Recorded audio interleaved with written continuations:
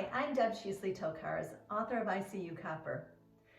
Telling my story about my journey with copper toxicity has been huge for me, and not just because I've allowed myself to be publicly vulnerable, but because there was a time that I had tearfully told my story over and over to so many doctors that I just didn't want to tell it anymore because no one was helping me.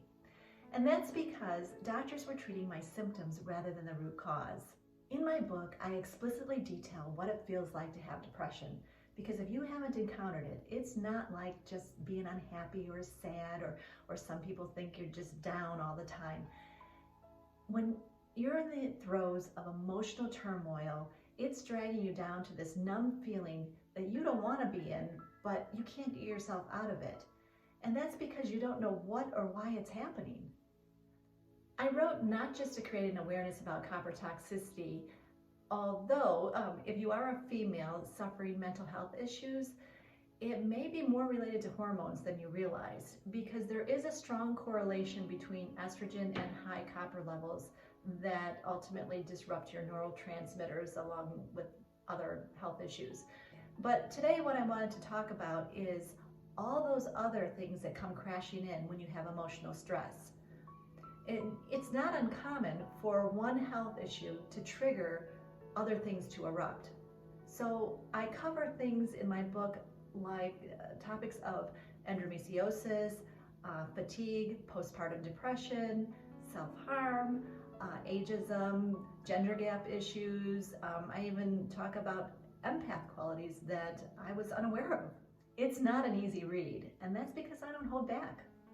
I felt it was important to show how spiraling out of control with high anxiety can lead to a trauma and ultimately PTSD.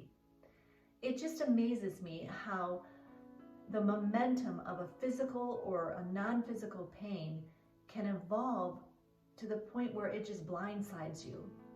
Again, it's not that people with depression don't want to feel better.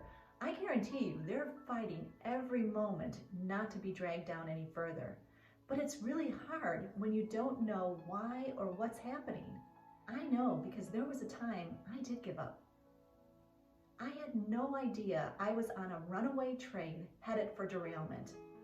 But somehow I found this inner determination, and I continued to search until I found doctors that not only understood my symptoms, but they found the root cause for all my years of suffering.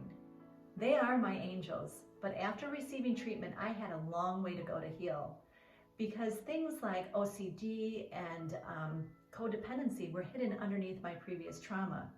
So I had to learn techniques on how to let go in order to move forward. But releasing emotional stress became less challenging because my mind and body were coming into balance. I could actually see positive shifts in my chemistry that helped bring clarity and bring me back to the true person I knew I was. I also got energy back that created a desire to want to heal even more. I had overcome so many fears and learned so much about myself. One of the most profound things that I learned is that healing starts with self-love. Because if you don't have self-love, you're going to project that lack onto everything and everyone around you. So I incorporated gratitude practices that help me view my life and myself differently. For a long time, as I started to heal, I would say, I'm a survivor, because it felt so good not to be where I once was. But I no longer use that term. I now say I'm a bloomer, because I can see the growth and how I'm continually growing on a better path. I feel more confident in handling stressful situations because I'm prepared with more tools to keep me from a derailment. Those of you who have reached out and shared with me how you're struggling and you're feeling numb about life, I want you to know that I hear you, and you too can find balance and put that darkness in the past. I'm witness that healing is possible. I made this video because the pandemic has been particularly hard emotionally on everyone. And even myself, as I sat home during shelter in place, I started to read the comments from my readers telling me how my book provided hope. And for me, that was so warming, because I've reached my goal if I've done that, because that was the whole purpose for writing my book. I realized that it's more than about my journey with copper toxicity that people are connecting with. It's about finding the determination to heal from emotions that are keeping you from living the life that you really deserve. But I feel like there's more that I can do. So if there is someone in your life who you love who's struggling, or for your own self-love, if you would like a copy of my book, I've decided for a limited time to offer it at a discounted rate, no tax, no shipping, on my website at debtokars.com.